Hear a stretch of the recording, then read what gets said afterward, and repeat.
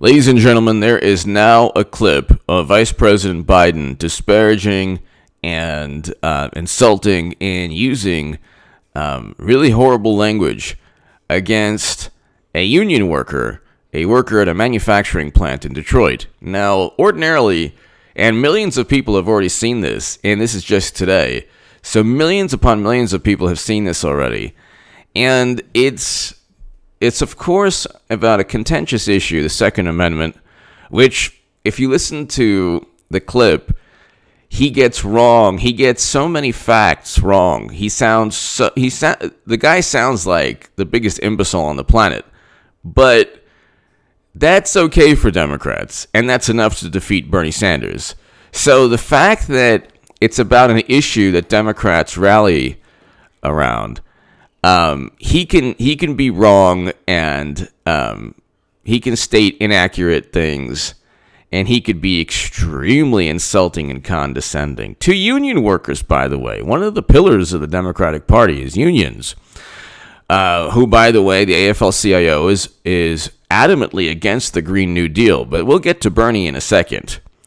Joe Biden is like a tightrope walker. And he is walking this tightrope. It was basically a profanity-laced tirade, where, as usual, you're talking about somebody who seems to be one fry short of a Happy Meal. But it was a complete debacle in terms of public relations at any point in time. Okay, now, Hillary Clinton is going to be nominee. And on this issue, you just have to look back to 2008 when President Obama called her Annie Oakley.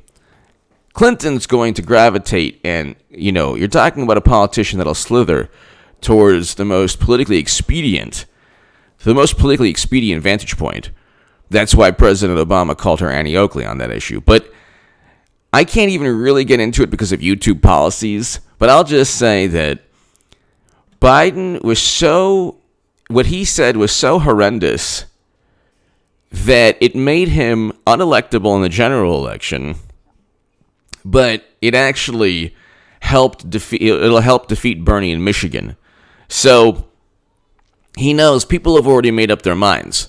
They're going to vote for Biden in the Democratic primary because they're petrified of Bernie Sanders. Bernie Sanders says, okay, well, we're going to fund Medicare for all. Look at my website.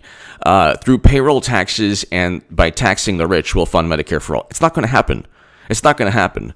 And they say, well, this Yale study said it's going to save 68,000 people's lives. That's only if it would work in a 10-year span. And we have no idea how a federal rollout of taking care of 320 million Americans and their health care costs we have no idea how the government would roll that out, how many glitches there would be. And then the rebuttal is, well, we go into military interventions and we don't. Yeah, you voted for Hillary Clinton. The same people who were saying that, like 90% of Bernie's supporters voted for Hillary Clinton. Bernie's pundits, those same pundits that that Bernie Sanders couldn't endorse, they voted for a candidate in Hillary Clinton, and they will vote for Hillary Clinton again. But they voted for a candidate in 2016 that Max Boot, Bill Kristol, and Bernie Sanders voted for. Does that make any sense at all? The left is completely dysfunctional. You have Bernie Sanders, who's supposed to have created this political revolution, and you have Max Boot and Bill Kristol, who furthered Bush's foreign policy. They were the brains behind Bush, or the intellectual or philosophical foundation behind Bush's failed foreign policy, predicated upon failed intelligence, preceded by the worst day in U.S. history, which was also an intelligence failure. And, oh, by the way, only President Trump is withdrawing Americans from America's longest-running war, and also going up against corrupt intel officials like Clapper and Brennan and Comey for setting up and framing him. Bernie Sanders should never have fomented and spread the Russia myth. Trump never worked with Russia. Russia doesn't care about the Democratic Party. Why would Russia fear Clinton if he could hack into every single computer system that Democrats own, from the DNC to the Clinton Foundation to Clinton's campaign to the congressional Democrats? Every single. So he's worried about that political entity or organization? No, I don't think so. Okay. Then you have Bill Clinton getting $500,000 speaking engagement in a Moscow investment bank. We can go on forever. That was just completely coincidence. Then you have Uranium One officials giving millions. But when you say that to Democrats, their minds tune out because they can't possibly understand the meaning of hypocrisy or conflicts of interest. That's why they're relating, by the way, Hunter and being on the board of directors of Burisma with the meaningless email issue, with top secret intelligence on servers outside of the United States government for 4 years. How did Madam Secretary transfer the top secret intelligence? Okay, but here the issue, it's Clinton's still going to be nominee. See, everything that I've stated, logically, you would say, well, does that stop Hillary Clinton from being the nominee? Because it's a political machine. Everyone looks at this in the most naive manner, like, well, Biden's going to be nominee. No, Biden's not going to be nominee. He's playing a tightrope. He has to be horrible enough to be unelectable to Trump, but just barely good enough to defeat Bernie. Now, Biden, with his tirade today, will actually work well for hardcore Democrats, but will not work well for the average American. Okay, the average American asks for at least some respect when they're spoken to by a politician. Okay, Democrats, you look at. Well, I don't even want to. Okay, you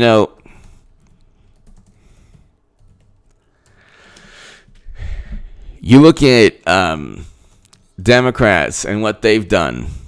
Okay.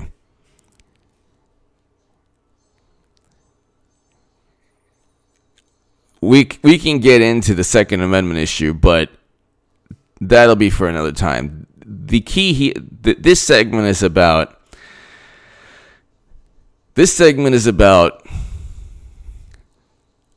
when you look at Bernie Sanders, he'll lose today in Michigan, okay? Missouri and Mississippi, he'll lose. So the three biggest states today, he'll lose. He should win Washington. If Bernie Sanders does not win Washington, then you're looking at a huge problem. Okay, if Bernie Sanders doesn't win Washington, you're looking at a huge problem. But you're already looking at a huge problem when it comes to March 17th. You have Arizona, you have Florida, you have Ohio, and you have Arizona, Florida, Ohio, and Illinois. March 17th, he's going to get swept. Then March 24th, he has Georgia. So 5 states in a row, he will get swept. 5 states in a row. Biden is defeating Bernie Sanders. Biden's defeating Bernie Sanders because Bernie is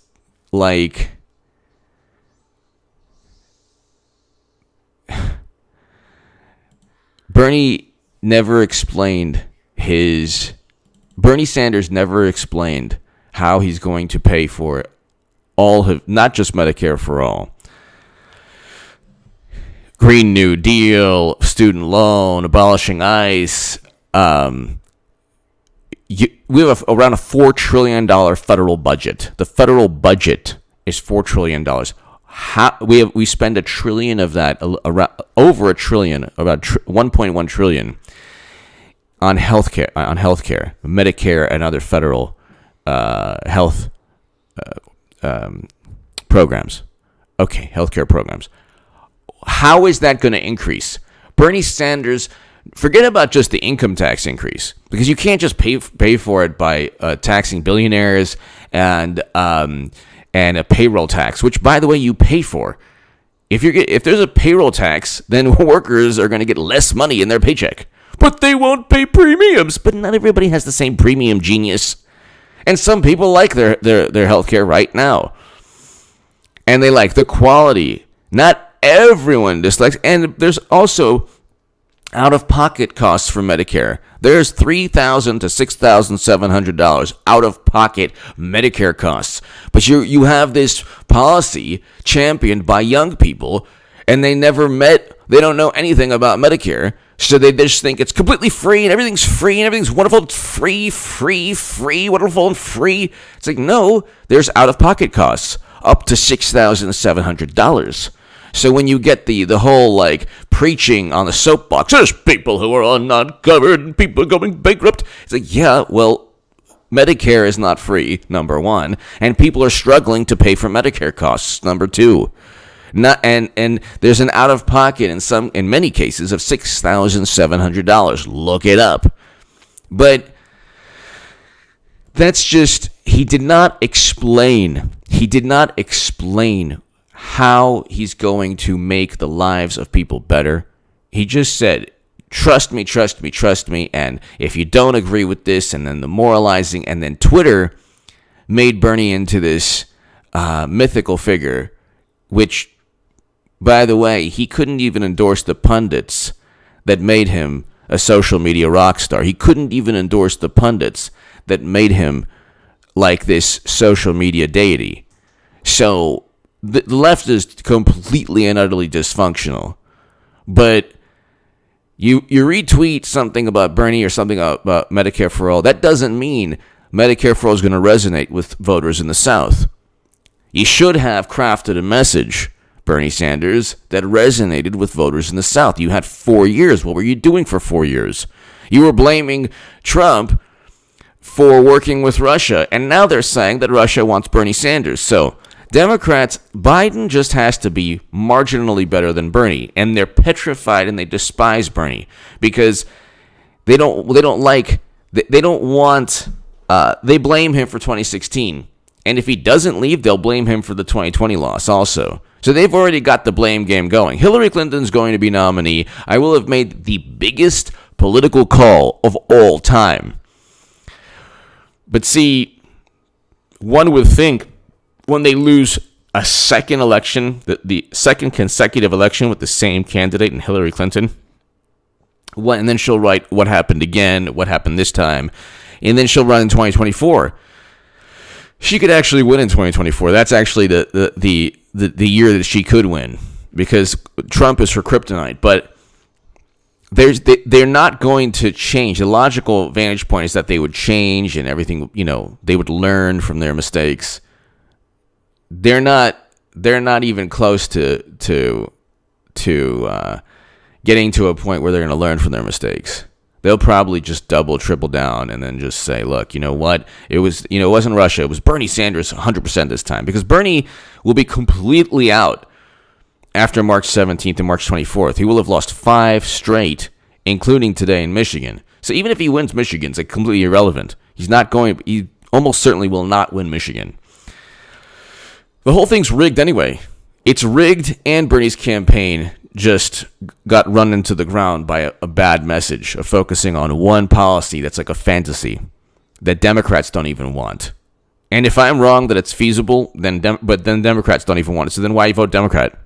But Joe Biden yesterday literally stated, I'd veto Medicare for All even if the House and Senate passed it.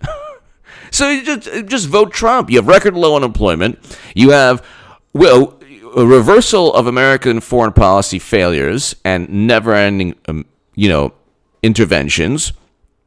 You have GDP up, 6 million jobs created, 5 million Americans lifted out of poverty. These are all facts, people. I have the links in the description here. There's 5 million people. There was 43.1 million Americans. There were 43.1 million Americans in 2016 when President Obama left office who were in poverty. Now, there's now 38.1.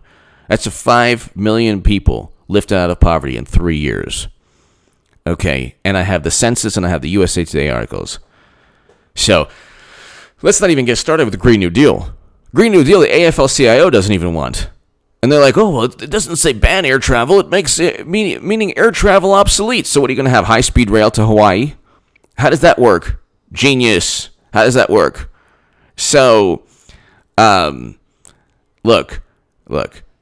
The left has this infatuation. They're addicted to the next moral battle. They want to just, things are pretty good for everyone in the United States of America, but they want some kind of situation where they can then retweet and say, I'm fighting the system. It's like, no, President Trump's actually a pretty good president, and if you wanted to fight anything, you should probably see what's taking place in Libya now because of the horrendous foreign policy of President Obama, Biden, and Hillary.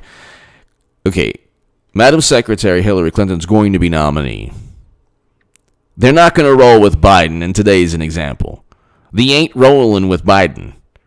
So just because Biden wins Michigan today and he sweeps Bernie on March 17th, that's just because they're petrified of Bernie Sanders, and Bernie made his own bed, and his pundits completely ran that movement into the ground and made it completely irrelevant and obsolete. The same pundits he can't even endorse for Congress. But it was also cheated and rigged. So it was a combination of things. Just like Debbie Wasserman Schultz was forced to resign, there's an app in Iowa that doesn't work.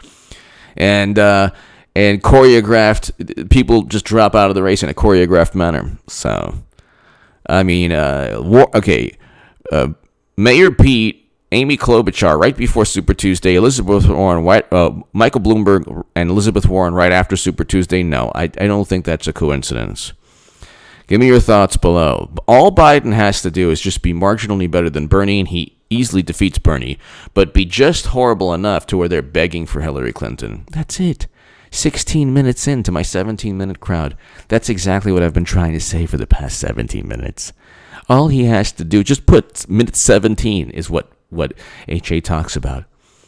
He just has to be marginally better than Bernie, and then he easily defeats Bernie, but just horrible enough to where the average Democrat's like, oh my God, we will get decimated by Trump. So then they'll go begging to Hillary, and Hillary's there. And Madam Secretary will be like, I don't even want to run. Really? You owe me. That's then the calculus or the scenario will be, you owe me. I don't want to. I'm helping you. Give me your thoughts below. If you want to support my voice long term, my Patreon is below. Thank you so very, very much. Your support is greatly appreciated. And subscribe right now to H.A. Goodman's other channel. I have a great segment on that channel. Thank you.